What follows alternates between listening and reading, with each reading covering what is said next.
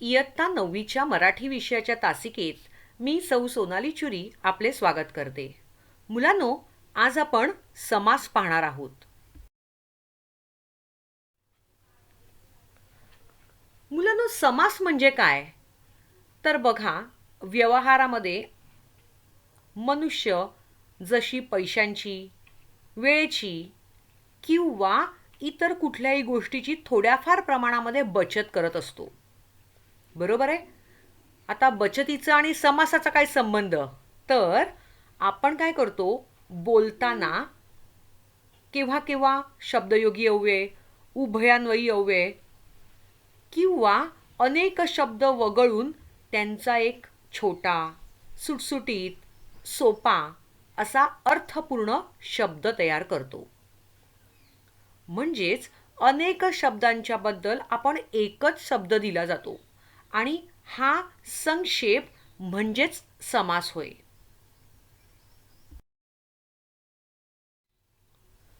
मुलांनो, समास केल्यानंतर जो जोड शब्द असतो, समास कसा तयार होतो? अनेक छोट्या शब्दांचा तयार होतो, बरोबर? आणि मग हा समास केल्यानंतर जो जोड शब्द तयार होतो त्याला आपण सामासिक शब्द असं म्हणतो. आता समासामध्ये कमीत कमी 2 तरी शब्द एकत्र येतात. हे 2 शब्द एकत्र येणं ह्या शब्दांना पद असं म्हणतात. एक पद अनेक पदे.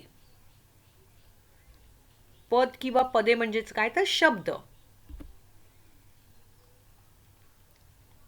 सामासिक शब्द कोणत्या शब्दापासून तयार झाला आहे हे स्पष्ट करून सांगण्यासाठी आपण त्या शब्दाची फोड करतो, शब्दाला तोडतो, म्हणजेच काय? विग्रह करतो.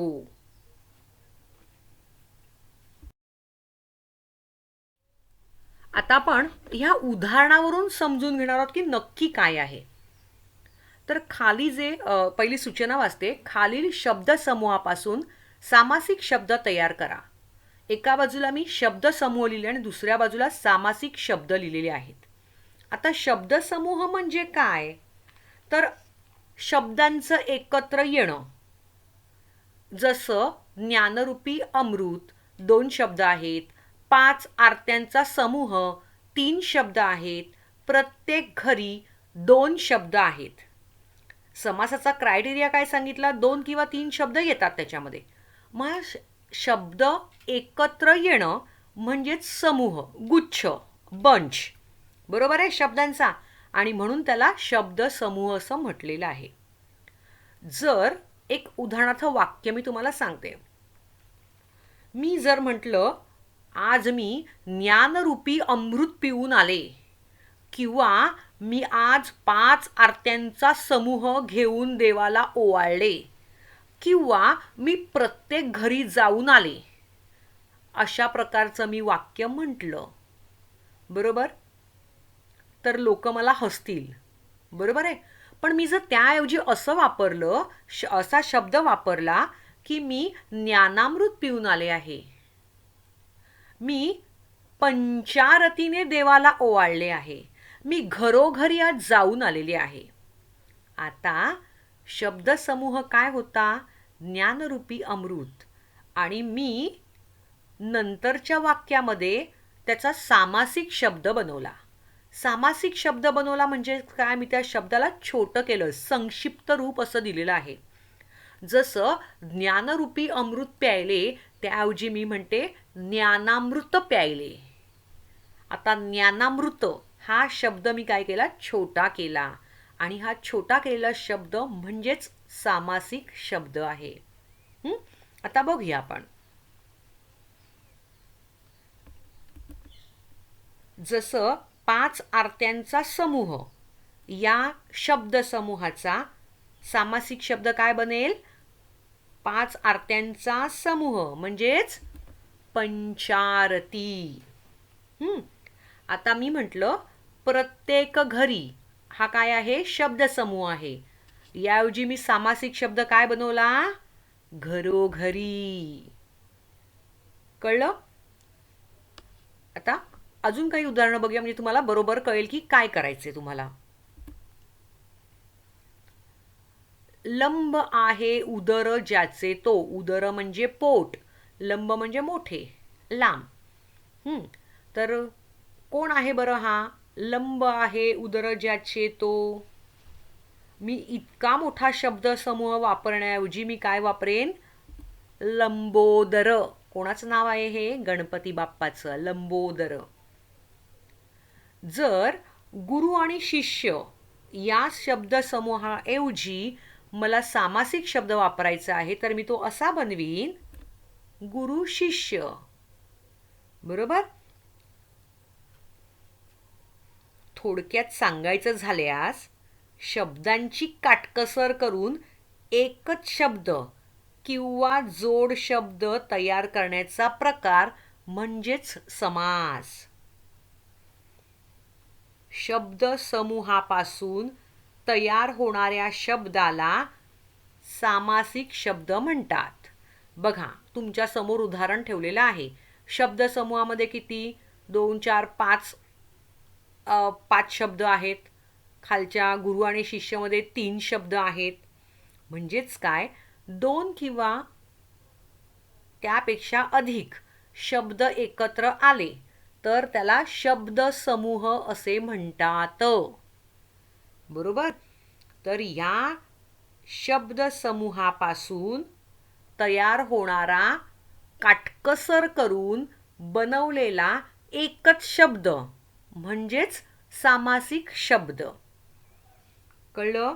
आणि या सामासिक शब्दाची फोड करणं म्हणजेच विग्रह. म्हणजेच काय?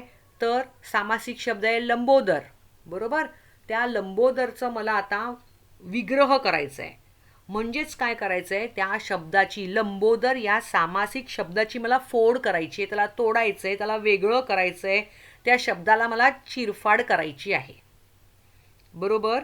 मग ती चिरफाड मी कशी करते? लंबोदर या शब्दाची. लंब आहे उदर ज्याचे तो. बरोबर? ह्यालाच काय म्हणतात? विग्रह करणं. अजून पुढे उदाहरणं घेतल्यानंतर तुम्हाला कळेल.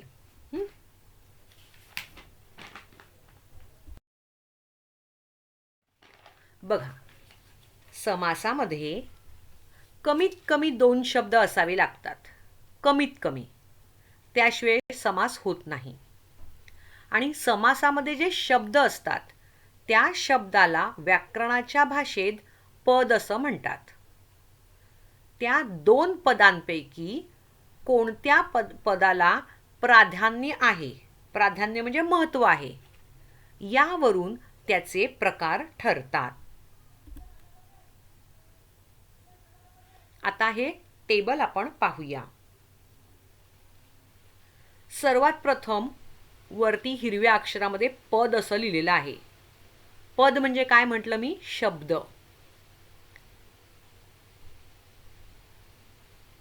पद म्हणजे किमान 2 शब्द असले पाहिजेत, त्याला पद असं म्हणतात. एक एक शब्द म्हणजे पद. आता त्याच्यापुढे मी काय लिहिलंय? प्रधान किंवा गौण असं लिहिलेलं आहे. प्रधान म्हणजे काय? तर जास्त महत्त्वाचं.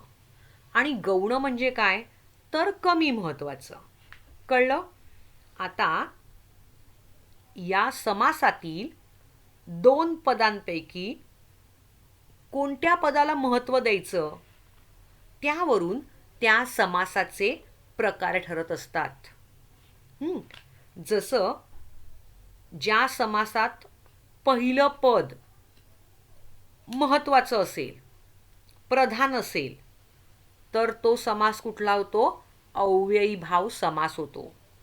गोंधळून जाऊ नकात, फक्त ऐका, कसं सोडवायचं याच्या टेक्निक्स तुम्हाला दिल्या जातील. जर त्या समासाचं दुसरं पद प्रधान असेल किंवा महत्त्वाचं असेल तर तो तत्पुरुष समास असतो. त्यानंतर ज्या समासात दोनही शब्द म्हणजेच दोन्ही पद प्रधान म्हणजेच महत्त्वाची असतात त्यावेळेला तो द्वंद्व समास असतो. त्यानंतर ज्या समासामध्ये दोन्ही शब्द किंवा पद कमी महत्त्वाची असतात, गौण असतात, त्यावेळा तो बहुव्रीही समास होतो. कळलं? आता आपण समासाचे प्रकार पाहूयात.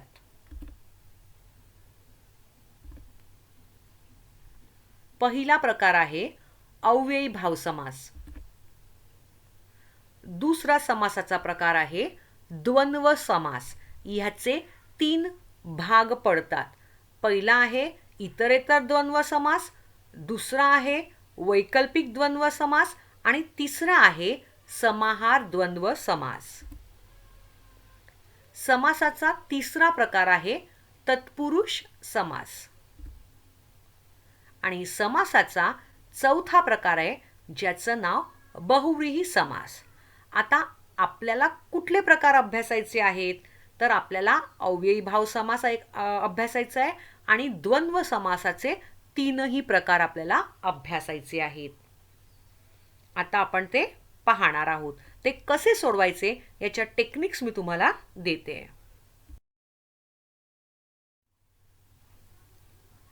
सगळ्यात पहिल्यांदा आपण अव्ययी भाव समास पाहणार आहोत. या अव्ययी भाव समासामध्ये पहिलं पद प्रधान किंवा महत्त्वाचं असतं. आपण मागे जो तक्ता पाहिला होता ना, तो तुमच्या पाठ्यपुस्तकाचं पान क्रमांक 19 वर दिलेला आहे. तुम्ही तो पाहू शकता.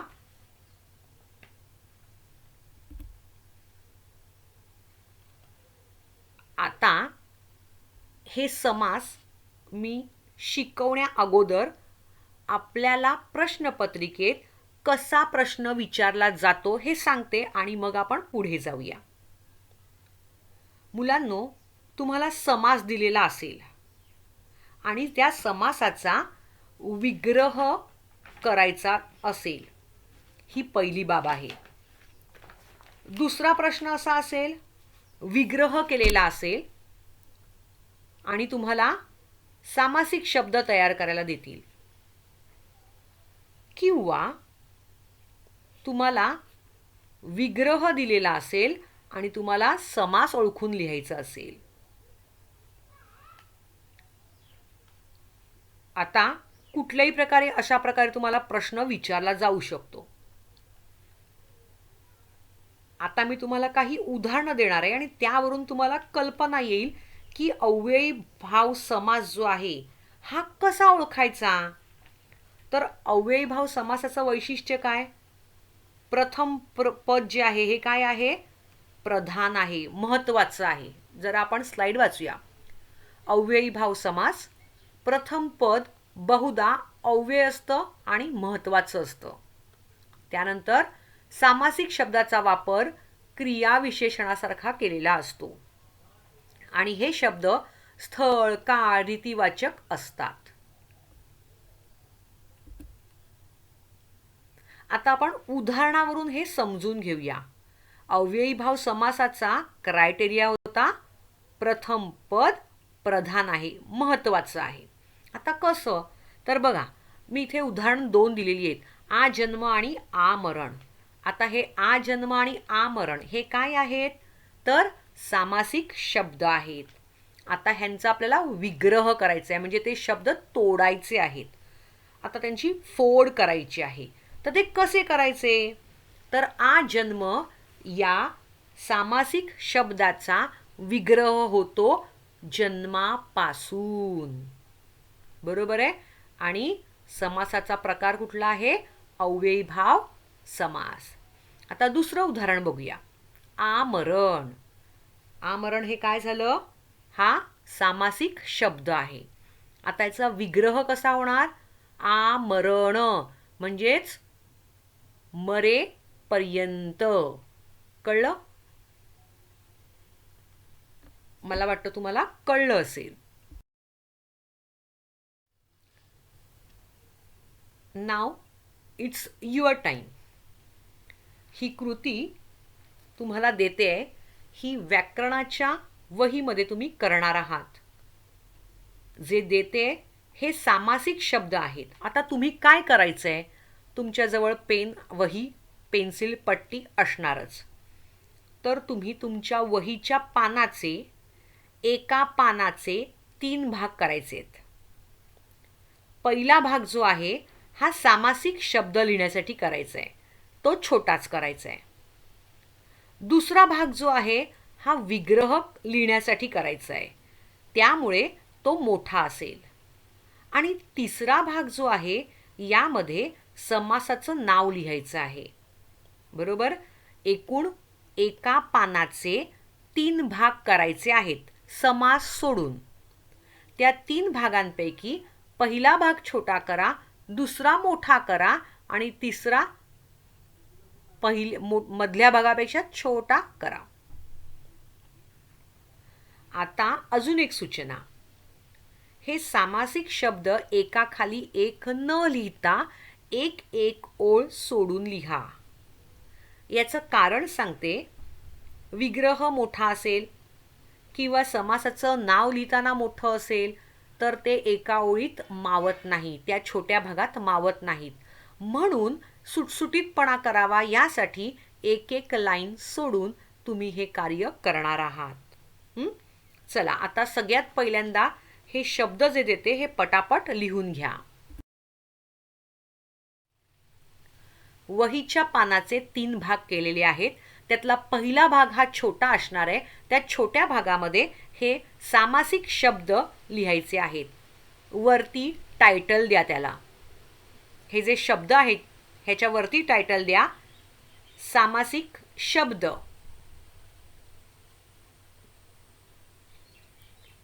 मधल्या भागाला टायटल द्या विग्रह.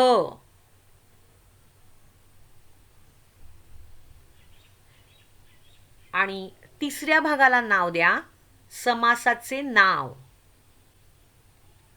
मुलांनो, आता आपण काय पाहिलं? कुठला समास पाहिला?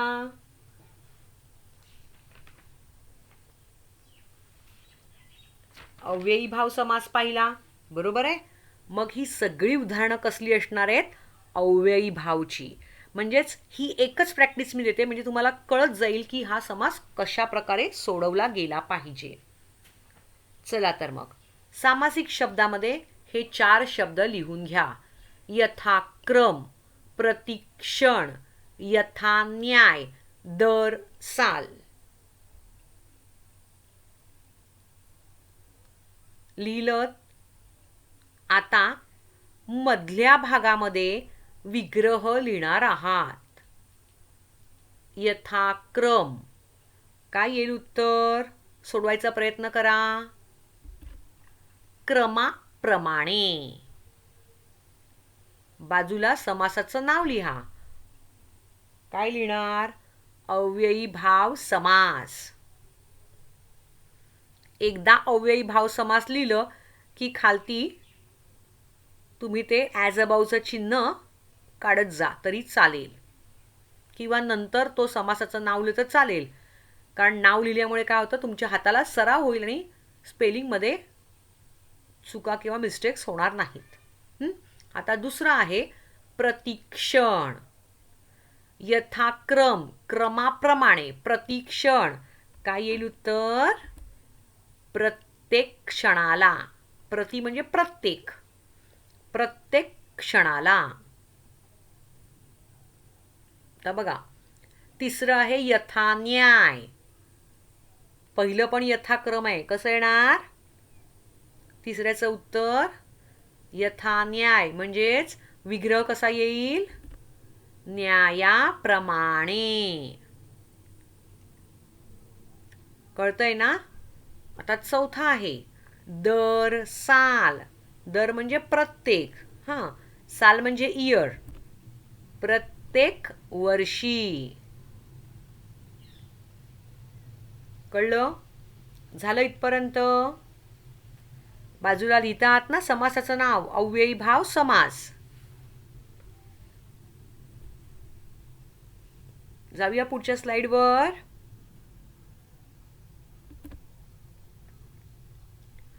पाचवा आहे हररोज. सहावं आहे घरोघरी. सातवं आहे वारंवार. चला आता ह्याचं तुम्ही सोडवा. मी थोडासा वेळ देते आणि मग सोडवून देते, म्हणजे चुका होणार नाही.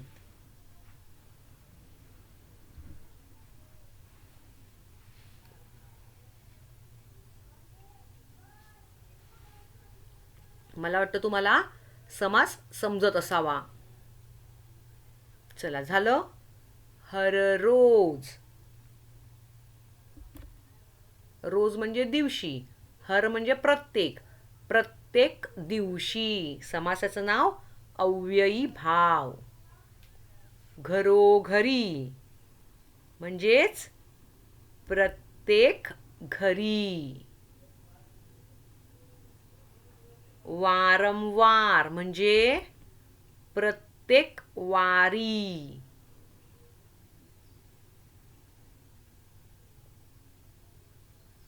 समास आहे अव्ययी भाव.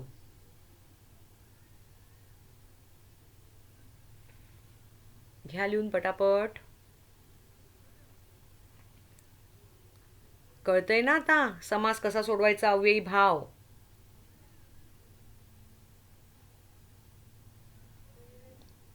जाऊया पुढच्या स्लाइडवर.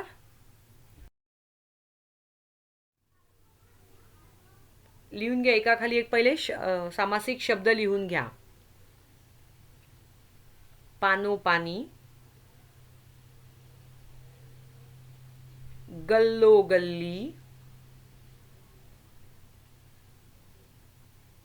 दिवसेंदिवस, दारोदार, जागोजागी, बिनधास्त.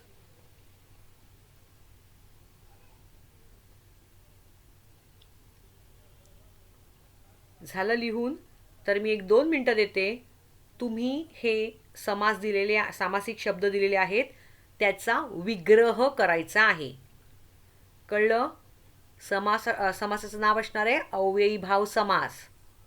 कसा सोडवायचा आहे तुम्हाला सांगितलं.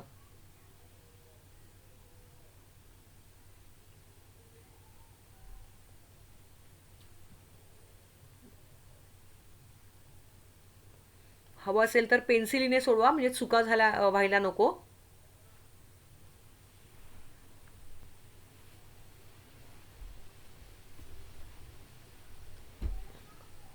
सोडवायचं आहे मात्र प्रत्येकाने.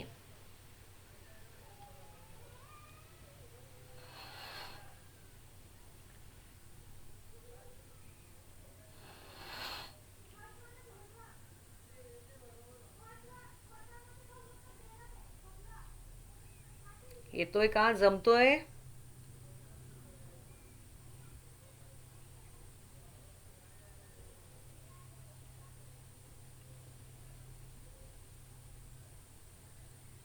प्रयत्न करा सोडवण्याचा. चुकला तरी चालेल, पण स्वतः सोडवायचा प्रयत्न करा.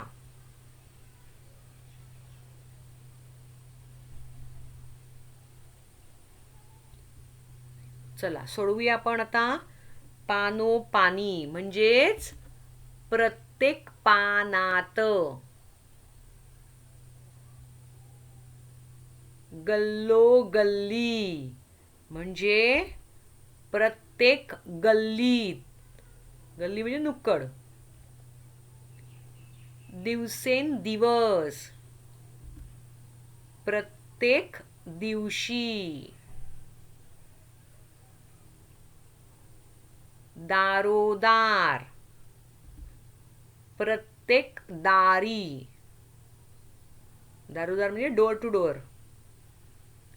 जागोजागी प्रत्येक जागी. बिनधास्त म्हणजे धास्ती शिवाय. आणि तिसरा जो भाग आहे त्याच्यामध्ये काय लिहायचं आहे तुम्हाला? समासाचं नाव. काय नाव आहे? अव्ययी भाव समास. लिहितायत ना तिसऱ्या रकान्यामध्ये? चला आता पुढच्या याच्याकडे जाऊया आपण. झालं लिहून तुमचं?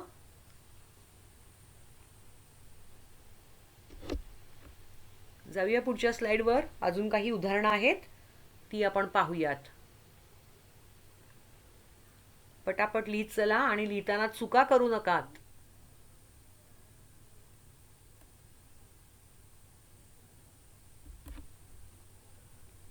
आता आहेत ही शेवटची उदाहरणं आहेत. लिहून घ्या, एकाखाली एक सामासिक शब्दांमध्ये लिहून घ्या. बेशक, गैरहजर, बिनधोक. बेशक म्हणजे शंका, गैरहजर म्हणजे ॲबसेंट, बिनधोक म्हणजे धोका नाही, बिनचूक म्हणजे चूक नाहीये.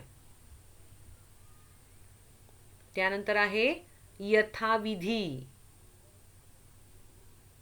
विधी म्हणजे काय? जे देवाचे करतात किंवा अजून कसलेही करत असतील ते विधी. नंतर आहे बेशिस्त. आपल्याला शिस्त नसते ना, ती बेशिस्त.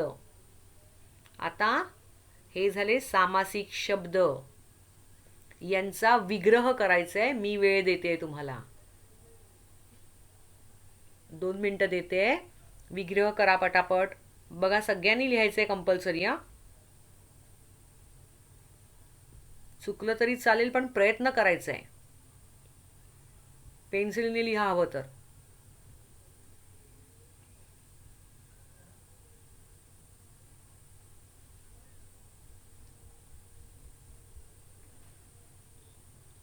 अगोदरचे जसे समास सोडवलेले आहेत अव्ययी भावचे, तशाच प्रकारे हेही सोडवायचे आहेत. काही कांचे अर्थ मी सांगितलेले आहेत वाचता वाचता, त्यामुळे ते सोडवणं सोपं जाईल.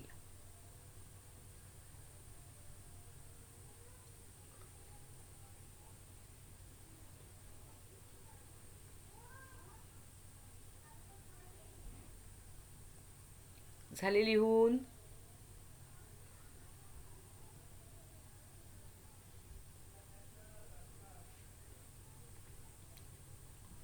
चला सोडवायला सुरुवात करू.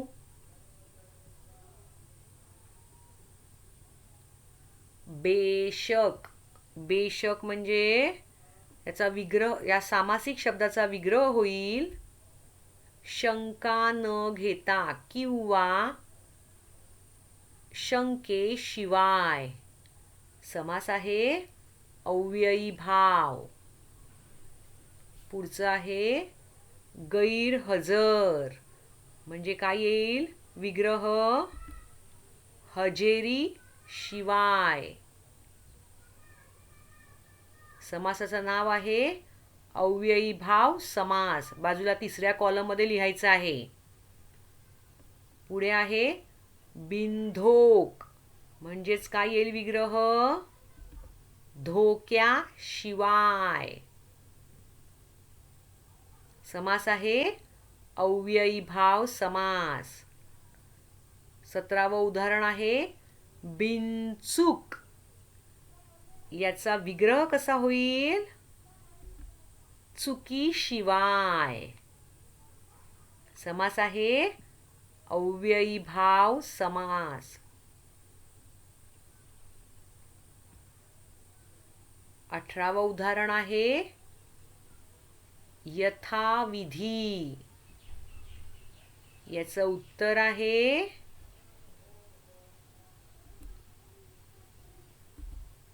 विधी प्रमाणे. यथा म्हणजे प्रमाणे, विधी प्रमाणे.